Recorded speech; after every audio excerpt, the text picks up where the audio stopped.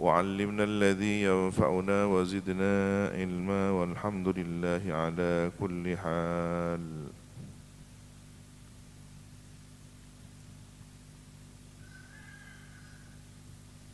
إلى تفسير قوله تعالى: أعوذ بالله من الشيطان الرجيم. فكيف إذا جمعناهم ليوم لا ريب فيه ووفيت كل نفس ما كسبت وهم لا يظلمون. قل اللهم مالك الملك تؤتي الملك من تشاء وتنزع الملك ممن تشاء وتعز من تشاء وتذل من تشاء بيدك الخير إنك على كل شيء قدير. Fakaifa, maka bagaimana, haluhum, kondisi mereka, keadaan mereka.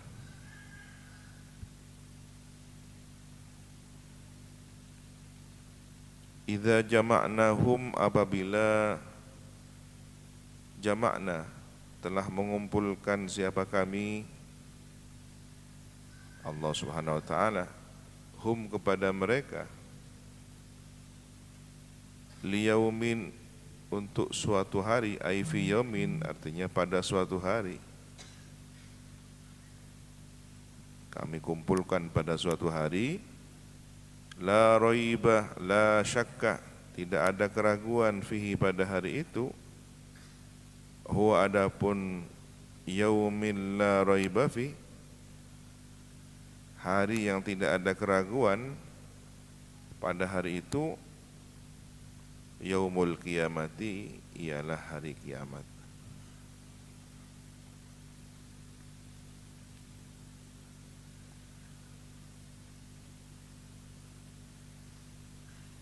Ini kelanjutan dari ayat yang sebelumnya, menerangkan tentang sikap merendahkan, menyepelekan orang-orang Yahudi kepada neraka. Kami tidak akan masuk neraka dengan cara mengubah ayat-ayat Taurat. Kami tidak akan masuk neraka dengan cara menentang atau berpaling dari perintah ajaran Taurat yang kemarin sudah dijelaskan Nabi Muhammad SAW untuk kalangan orang Yahudi menerapkan syariat Taurat,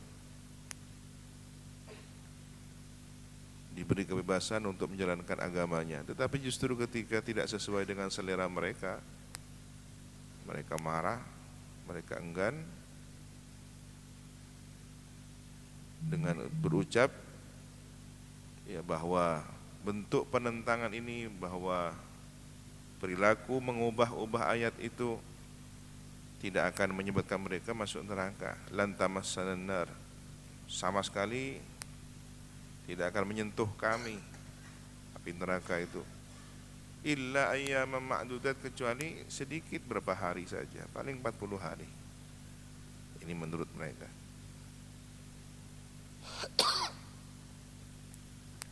Nah, sikap mereka yang menyepelekan akhirat itu, menyepelekan hari kiamat, siksa neraka. Bagaimana seandainya nanti mereka benar-benar sudah mengalaminya?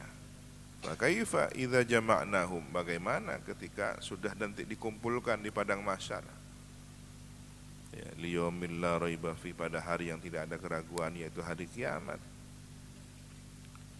Apa masih mereka seperti itu? Wa wufiyat kullu nafsin, dan ditunaikan setiap jiwa, min ahlil kitabi, atau diwafatkan, wa wufiyat, diusaikan, diselesaikan, kullu nafsin, setiap jiwa, min ahlil kitabi, dari kalangan ahlil kitab, wa ghairihim, atau ditunaikan ya dari kalangan ahlil kitab dan selain ahlil kitab, jazaan, balasan, atau jazaun, balasan,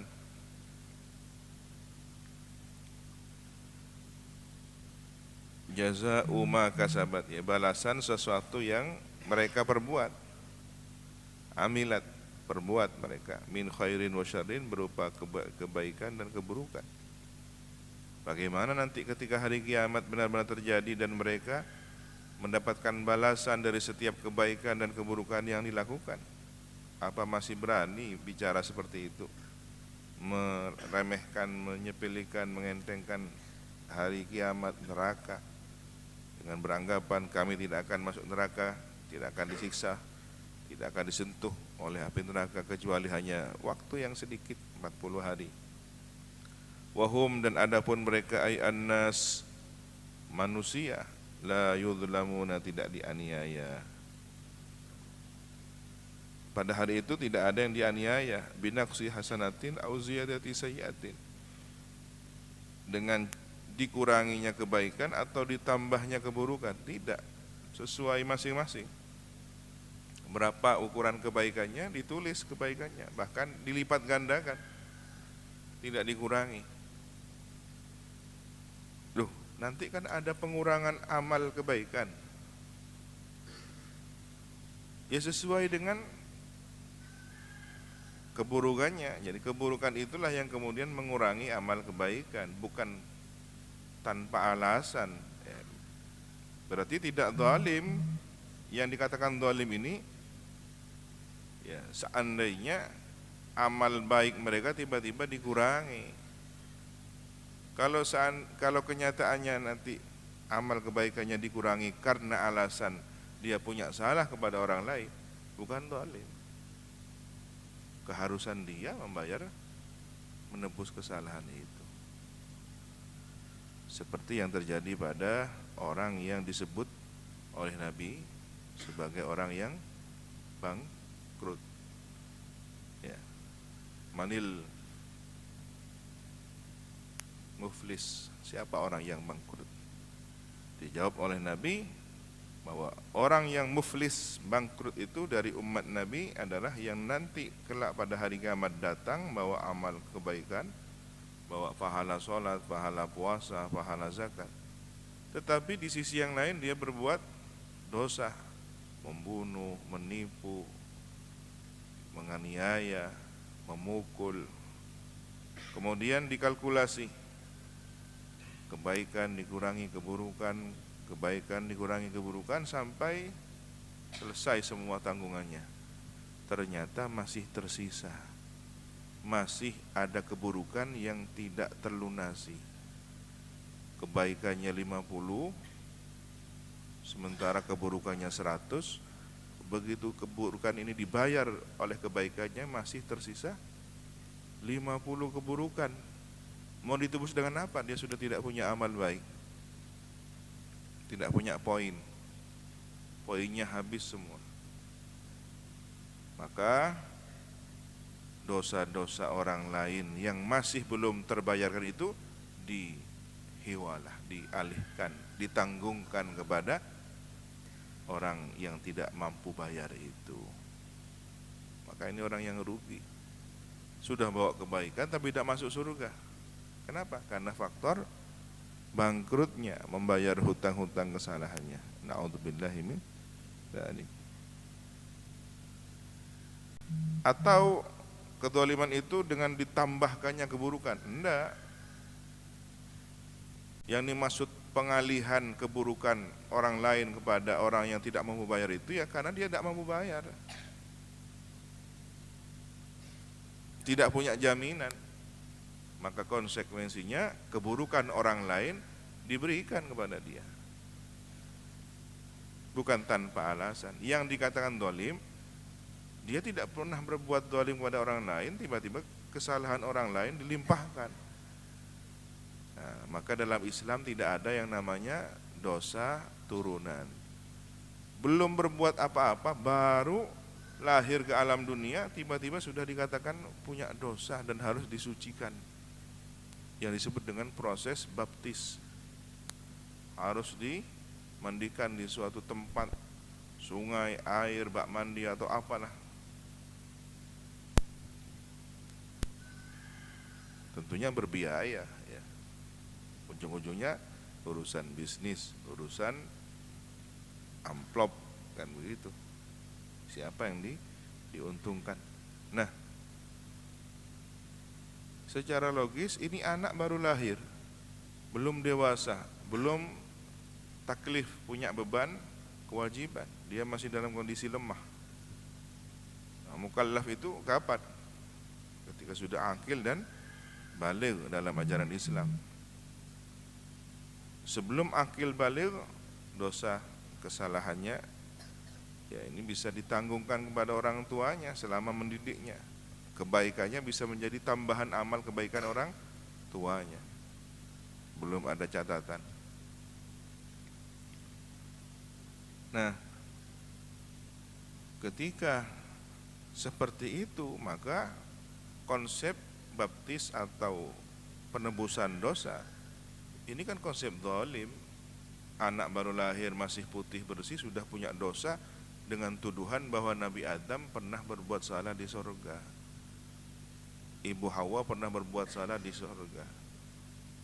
Hati-hati kalau orang berburuk sangka, menuduh salah kepada leluhurnya, maka anak cucunya juga akan mendapatkan akibat buruk. Inilah cara-cara setan menipu daya, menyesatkan orang-orang yang punya keyakinan tersebut.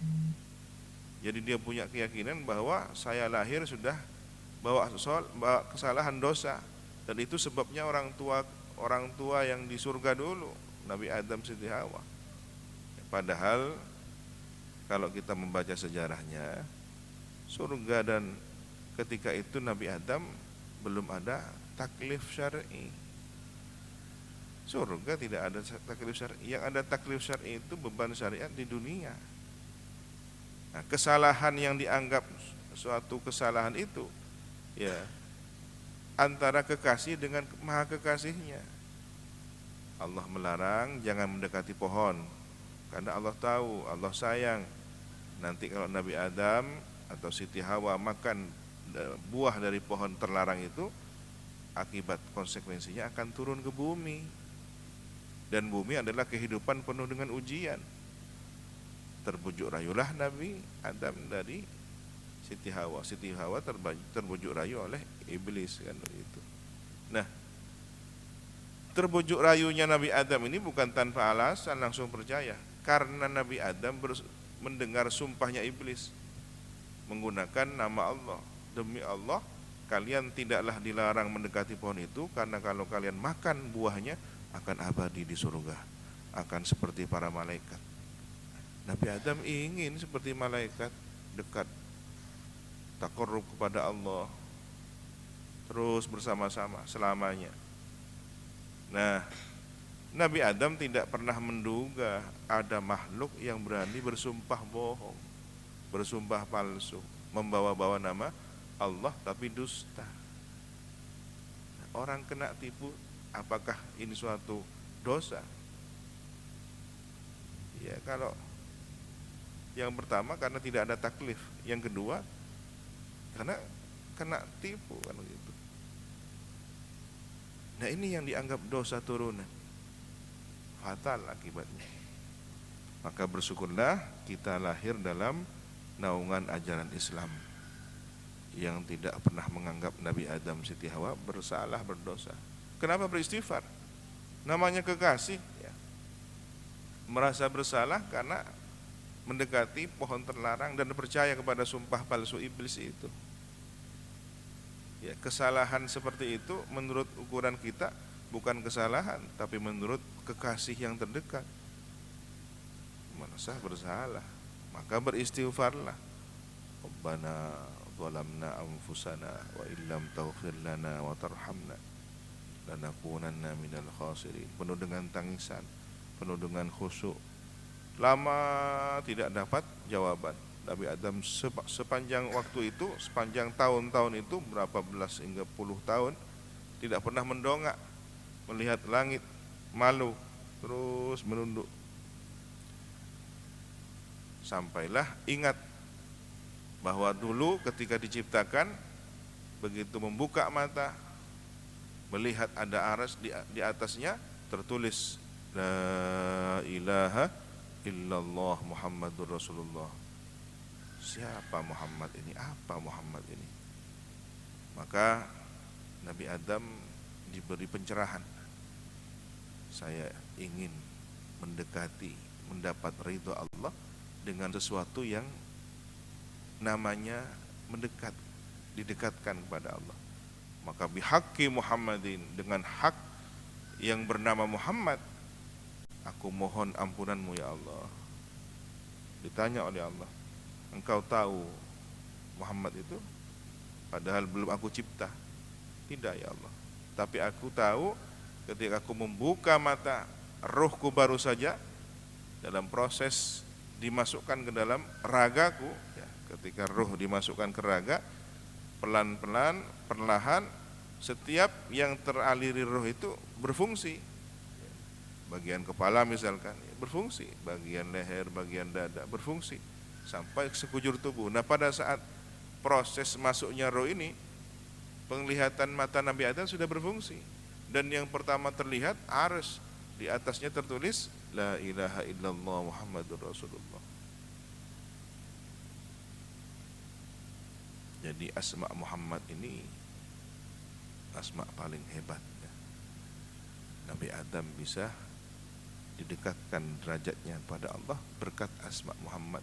Padahal Nabi Muhammad belum lahir, belum diciptakan sebagai sosok manusia, masih berupa cahaya. Jauh sebelum Nabi Adam 14.000 tahun. Kemudian ditanya oleh Allah, tahukah engkau Muhammad? Tidak. Tapi aku meyakini, menduga bahwa makhluk ini dekat, memiliki derajat yang dekat di sisimu, karena namanya berdampingan dengan namamu ya.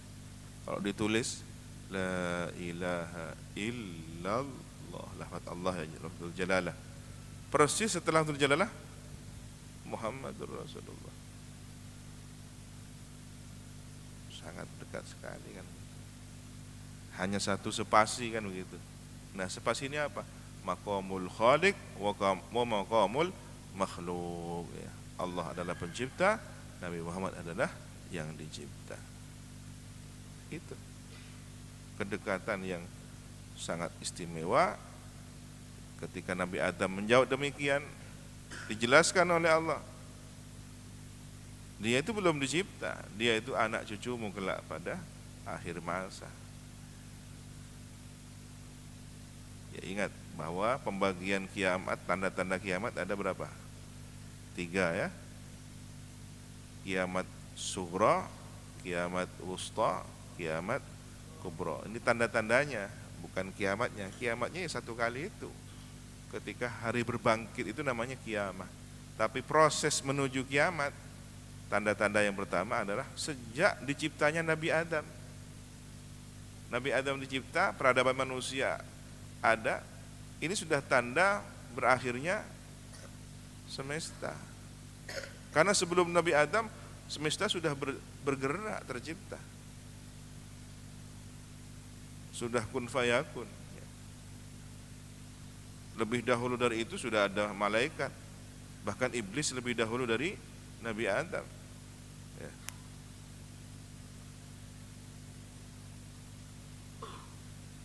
Kemudian tanda kiamat yang pertengahan adalah diutusnya Nabi Muhammad. Sejak Nabi Muhammad diutus, itu sudah tanda kiamat. Sampai Nabi kemudian menjelaskan, aku dan kiamat seperti ini. Ini kan jaraknya dekat sekali. Jari telunjuk, jari tengah, dekat sekali. Atau dalam istilah yang lain 11-12 ini. Karena usia umat Sayyidina Muhammad ini tidak begitu lama dibanding umat-umat sebelumnya. Seperti hitungan satu hari, dari pagi ya terbit matahari sampai zawal, bergesernya matahari ya, bayangan itu. Kemudian dari siang hari, tengah hari ya, sampai sore hari, asar. Nah, dari asar maghrib ini adalah usianya umat Sayyidina Muhammad. Nah, yang dari terbitnya matahari sampai pertengahan ini Bani Israel. Gambarannya umat Bani Israel atau umat-umat terdahulu. Kemudian dari pertengahan siang hari hingga asar sore hari umat Nabi Isa. Umat baginda Nabi Muhammad ini sisanya dari asar maghrib berapa menit, berapa jam? Sebentar sekali. Nah, kalau hitungan tahun berapa ribu tahun? Tidak lama lagi kiamat ini. Moga-moga kita selamat ya, berkumpul dengan baginda Nabi Muhammad sallallahu alaihi wasallam.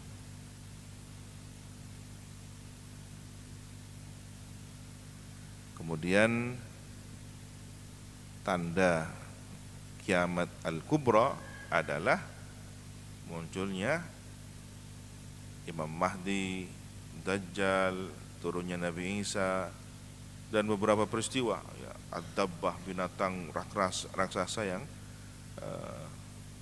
dikeluarkan dari perut bumi. Ada yang mengatakan binatang ini di dekat kota Mekah.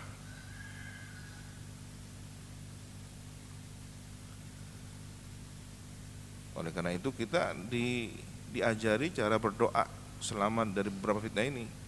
Min fitnatil masihid dajjal, min fitnatil mahya wal mamat, wa min fitnatil masihid dajjal.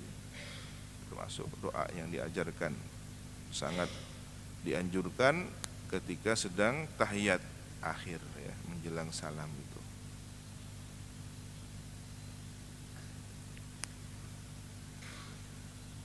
Wa nazala lamma wa'ada sallallahu alaihi wasallam wallahu subhanahu wa ta'ala a'lam.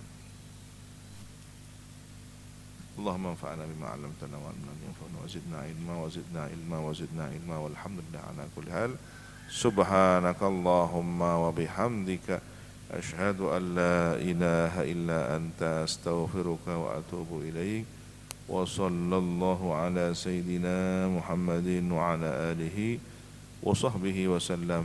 Walhamdulillahi rabbil alamin. Assalamualaikum warahmatullahi wabarakatuh. Tawakkalu 'ala Allah.